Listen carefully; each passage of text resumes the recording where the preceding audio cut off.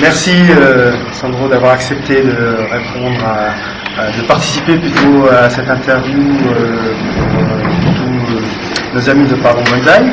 Nous allons poser quelques questions d'ordre général, et puis quelques questions peut-être plus particulières qui vous concernent vous, et vous me direz ce que vous voulez. D'accord ? Alors, première question, depuis combien de temps vous intéressez-vous vraiment au bonsaï ? Je vais répondre in italien, d'accordo? D'accord. Dal 1990 ho iniziato come autodidatta ad interessarmi del bonsai. Depuis 1990, il a commencé comme autodidacte à s'intéresser au bonsaï. Mais à cause ou grâce à quoi? Perché? È stata una cosa molto particolare. Ho ricevuto un regalo, un bonsai da mio padre, e da quel momento, nel momento in cui mi sono abbassato ad osservare quest'albero dal basso, ho avuto una sensazione di un qualcosa di grande, di immenso. Ce fut un concours de circonstances, il avait eu un cadeau de son père, un bonsaï, et en s'abaissant pour le regarder de près, et par en dessous, il est tombé amoureux du bonsaï. D'accord.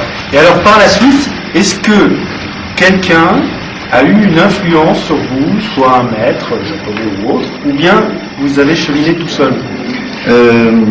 Dunque ho avuto un percorso come autodidatta per lo più, anche se poi ci sono stati dei maestri che mi hanno ispirato in un certo senso. Credo che debba ringraziare il maestro Terakawa per la sua abilità manuale, e poi credo che il nuovo ringraziamento lo dovrò fare tra non molto, perché andrò a studiare dal maestro Kobayashi e lì credo di poter trarre linfa vitale. Donc le parcours principal, le plus important de sa carrière, l'a fait comme autodidacte, et après il a eu le contact qui d'ailleurs il tient à remercier ses personnalités, Terakawa, dont il apprécie la qualité du travail, et probablement il devra bientôt remercier aussi Monsieur Kobayashi, chez qui il va travailler bientôt. Ah, bientôt là? Oui. Oui. D'accord. Pendant combien de temps? 2 mois. 2 mois. Ah, très bien. Il paraît qu'il a un très très beau jardin, on voit beaucoup de photos. Bien. Alors, une autre question. Qu'est-ce que vous apporte à vous personnellement, c'est-à-dire pas financièrement ni sur le plan professionnel éventuellement, mais personnellement, de pratiquer le bonsaï à ce niveau? L'arte del bonsai è uno strumento, per quello che mi riguarda, per stimolare quello che può essere la creatività. Io credo nella ricerca delle forme, e quindi può essere o argilla o pietra. Io probabilmente ho scelto il bonsai dopo aver praticato anche pietra e creta, quindi diciamo la vedo come uno strumento di realizzazione di forme creative. Pour moi, le bonsaï, c'est l'instrument de réalisation de formes créatives. On peut très bien choisir d'autres formes, comme la sculpture ou comme la poterie. Effectivement, moi, je suis passé par ces parcours déjà avant de faire du bonsaï. Et le bonsaï, c'est un couronnement dans lequel je trouve parfaitement... je me sens parfaitement à l'aise pour justement chercher des formes, de la créativité, etc. D'accord. Et ça va bien l'arbre et le pot en même temps, donc avoir fait de la poterie, c'est un avantage certainement. Oui, bien sûr. Très bien. Alors maintenant une question un peu plus générale. Il semblerait qu'il y ait en Europe actuellement 2 grandes tendances. Une qui reste très traditionnelle, donc japonaise, et puis une autre qui voudrait un peu, comme Waitaku entre autres, s'orienter plus vers la nature, faire des arbres qui en bonsaï représentent les arbres de la nature, ou au moins s'en inspirent. Qu'est-ce que vous en pensez? Est-ce que vous êtes plus proche de l'un, de l'autre? È un bell'argomento. C'è da dire che sicuramente la scuola giapponese ha insegnato e continua ad insegnarci. È vero che dobbiamo fare riferimento a ciò che la natura ci può raccontare, ma è pur vero che dobbiamo iniziare a tirar fuori la nostra personalità, il nostro modo di vivere e pensare l'arte in genere. Il est vrai que les Japonais traditionnellement nous ont enseigné beaucoup de choses.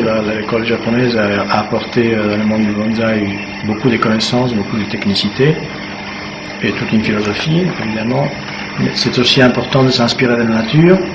Mais pour moi, une composante essentielle du bonsaï, c'est tirer de soi-même personnellement. Scusa, ripeti per favore questo concetto. Tirare fuori quello che può essere il nostro concetto dell'arte in generale, Voilà, c'est important de riferito al tirer bonsai. personnellement un concept artistique nouveau en référence au bonsaï. Voilà, qui peut s'inspirer de l'un de l'autre, mais qui Tout à fait. est unique. quoi. Les deux composantes dont tu parlais, c'est important, effectivement. Lui, il apporte la personnalité en plus. Et à ce moment-là, on revient à une question un petit peu plus personnelle. Est-ce qu'il y a un type d'arbre que vous préférez, c'est-à-dire par exemple soit les conifères, soit les feuillus, ou peu importe? In generale lavoro su conifere perché mi consentono appunto di estrapolare, di tirare fuori quel senso creativo della forma.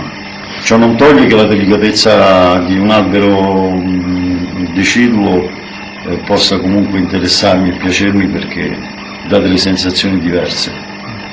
Je préfère travailler les conifères parce qu'ils permettent plus facilement d'extrapoler des formes innovantes, de créer, c'est très créatif.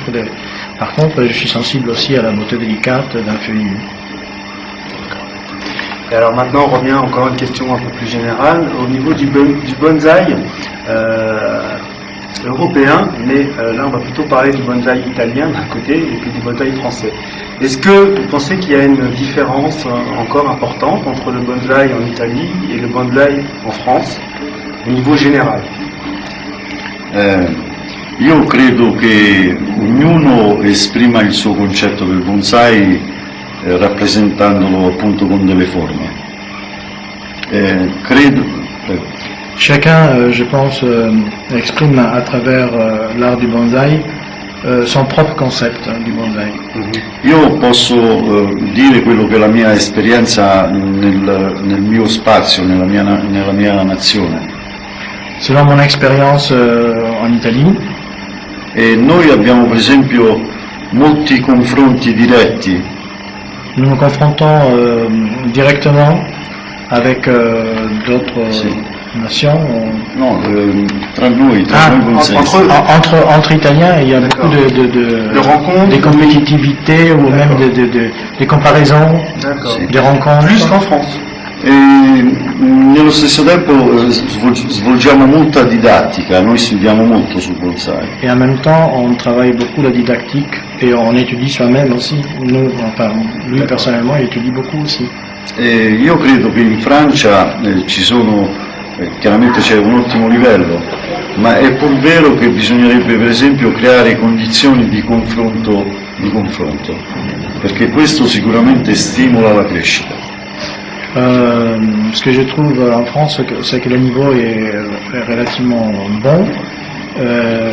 Par contre, il n'y a pas assez, selon moi, assez de compétitivité et de compétition entre les gens pour qu'ils soient stimulés à apporter des nouveautés, de la créativité nouvelle, des formes nouvelles dans les bonsaï.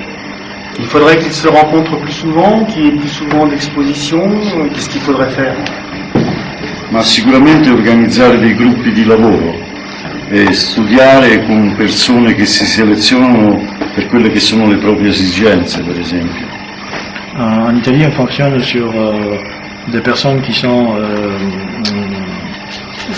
très exigeantes et autour d'elles se créent des groupes qui après se confrontent avec d'autres groupes. D'accord. Ces personnes, ce sont en quelque sorte de petits maîtres à penser, quoi, Oui, du oui. bonsaï, qui ont quelque chose à dire et qui forment autour d'eux un groupe et après ils se confrontent entre ces écoles de pensée, quoi, en quelque sorte ces écoles de bonsaï. Parce qu'on voit en France en ce moment, et puis en Belgique aussi, maintenant, des écoles se créer, souvent avec des maîtres japonais. Oui. Est-ce que c'est un moyen d'avancer, de faire des progrès ou... Sicuramente ci sarà una crescita.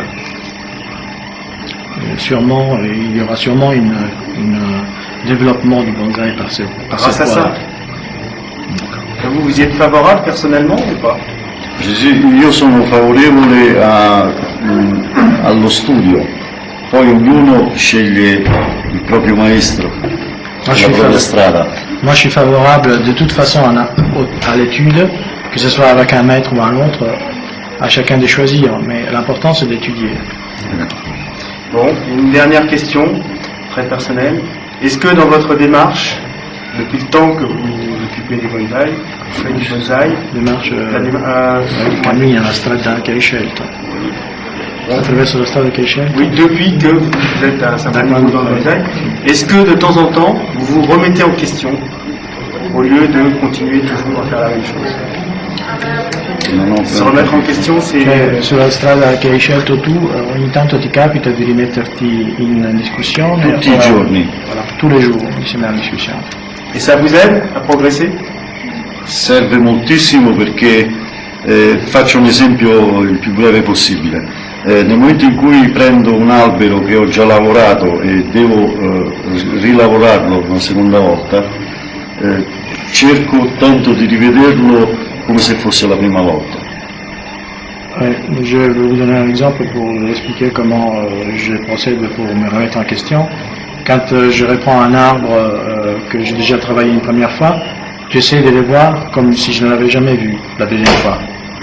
Et là, je travaille. Finché c'è crescita c'è evoluzione sia del bonsai che dell'uomo. Quindi Tant qu'il y a développement, il y a